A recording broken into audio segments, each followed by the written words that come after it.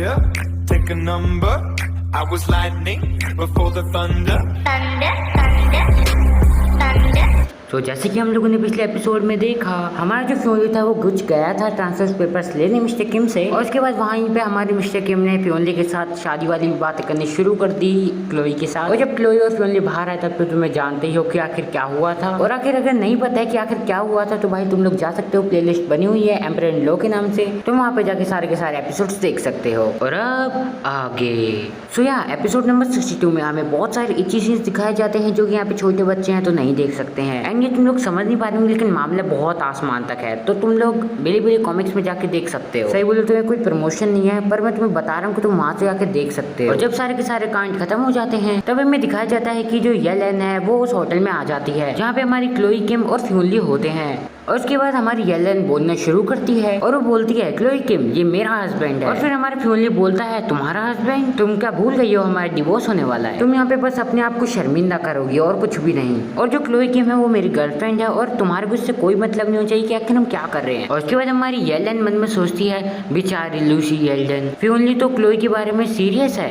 और उसके बाद हमारी जो येल है वो हमारी फ्योनली को कहती है कि ठीक है कि तुम मेरे पे मतलब इतना ध्यान नहीं देते हो, मेरे बारे में नहीं सोचते हो, लेकिन कम से कम ग्रैंडपा के बारे में तो सोचो। तो ठीक है फिर जाओ और उन्हें सब कुछ समझा के आ जाओ। और फिर वो रोते रोते मन से अपना कहती है कि मैं तुम दोनों को एक अच्छी जिंदगी विश करती हूँ। और उसके बाद जो हमारी क्लोई है वो हमारी फ्योनली को कहती है तुम किसी बात की चिंता मत करो, तुम जाओ उसके साथ, मैं तुम्हारे यहाँ पे इंतजार करूंगी और हर चीज का ध्यान रखूंगी। और उसके बाद हमें दिखाया जाता है फ्योनली जो है वो येल के साथ चले जाता है, ऊपर से क्लोई देख रही होती है। और फिर हमारा एपिसोड नंबर 62 वहीं पे खत्म होता है एंड एपिसोड नंबर 63 स्टार्ट होता है। और उसके बाद हमें पहले सीन में दिखाया जाता है जो हमारा फ्योनली है वो बोलता है अभी तक तो मिस्टर एन उठ ही चुके होंगे और ये बिल्कुल सही समय है उन्हें सब कुछ बताने का।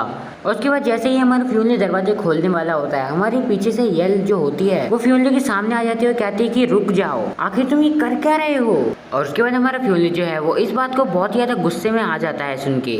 और फिर हमारी जो येल है वो बोलती है ग्रैंडपा अभी अभी रिकवर हुए हैं उनकी बीमारी से और अब तुम मुझसे पूछ रहे हो कि मैं उन्हें अपसेट करूं, पर अब तुम भी जा रहे हो उन्हें हमारे डिवोर्स की बात बताने। और उसके बाद हमारा फ्योनली बोलता है अच्छा तो तुम चाहती हो कि मैं उनसे ये सारी चीजें छुपाऊं, तुम्हें शायद याद नहीं है तुमने हर वो चीज की है जब तुम्हारे पास पावर थी मुझे दबाने के लिए, और अभी तो कुछ ही दिन हुए हैं और अब तुम मेरे को दोबारा रोकना चाहती हो, तुम मुझसे प्यार करती हो क्या। लेकिन हमारी जो येलेन होती है वो इस बात को इनकार करते हुए कहती है तुम पागल हो क्या, ये सारी नॉनसेंस चीजें कहना बंद करो। लेकिन हमारा जो फ्योनली है वो येल के बिल्कुल करीब आके उसे कहता है लेकिन अब लेट हो चुका है माफी मांगने के लिए और अब हम लोग दोबारा कभी एक साथ नहीं हो सकते हैं। और उसके बाद जो हमारा फ्योनली है वो दरवाजे को खोलने लगता है और हमारी जो येल होती है वो तभी उससे पूछती है क्या तुम क्लोई से प्यार करते हो। और तब हमारा फ्योनली जवाब देते ही कहता है हाँ मैं जानता हूँ कि मैं तुमसे प्यार नहीं करता हूँ। और फिर हमारा जो फ्योनली है वो दरवाजा खोल देता है और उसके बाद वो बोलता है ग्रैंडपा क्या भूल गए, जहाँ पे ग्रैंडपा बोलते हैं अच्छा आ जाओ फ्योनली, मैं अभी बस तुम्हारे बारे में ही सोच रहा था। और उसके बाद जो हमारा फ्योनली है वो बोलता है ग्रैंडपा जो जेक विल्सन है वो मेरे ही रेस्टोरेंट के सामने एक और रेस्टोरेंट खोलने वाला है और मैंने सुना है कि जो येल के थर्ड अंकल है उनका भी इसमें शेयर है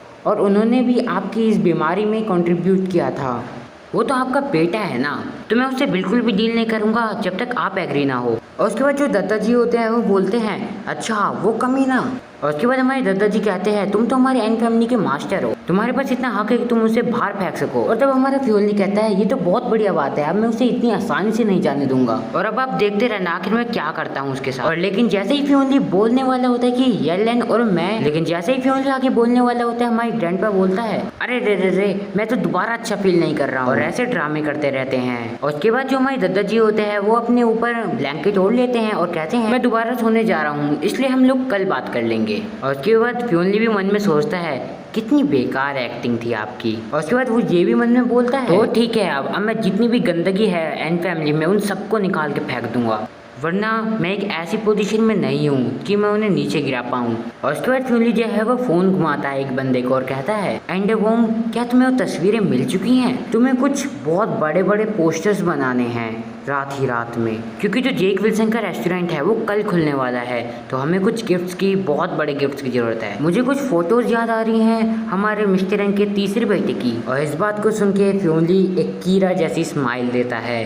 जो कि ओपी है। और उसके बाद हमें अगला सीन दिखाया जाता है यहाँ पे एक रेस्टोरेंट के सामने पटाखे फूट रहे होते हैं और जहाँ पे एक बंदा बोलता है एम्बिरोसा रेस्टोरेंट अब खुल चुका है आप लोगों के लिए, हमारे पास हर तरह की डिशेज है एम्पियर रेस्टोरेंट में जो है वो भी 50% ऑफ में। और उसके बाद हमें एक बंदे को दिखाया जाता है जो कि बहुत गुस्से में चॉपस्टिक को नीचे रखता है और उसके बाद वो बंदा गुस्से में बोलता है जो बाजू वाला रेस्टोरेंट है वो इसी चीज को 50% ऑफ में दे रहा है, तो आखिर में इसका दुगना क्यों दूं, मैं वही सेम चीज वहाँ पे भी तो ले सकता हूँ। और वहाँ पे एक और बंदा होता है जो कि कहता है इसमें सेंस है। और उसके बाद उस गुस्सेल वाले बंदे के सामने हमारी इवेंट आती है और बोलती है प्लीज शांत हो जाइए, हमारी जो डिश है वो यूनिक है और आपके जो आप पैसे भर रहे हैं उसके लायक भी है। और उसके बाद वही बंदा दोबारा भड़कते हुए कहता है ईव के ऊपर क्या मैं तुम्हें पागल दिखता हूँ, उन्होंने कहा कि उनके पास सेम डिश है वो भी कम दाम में।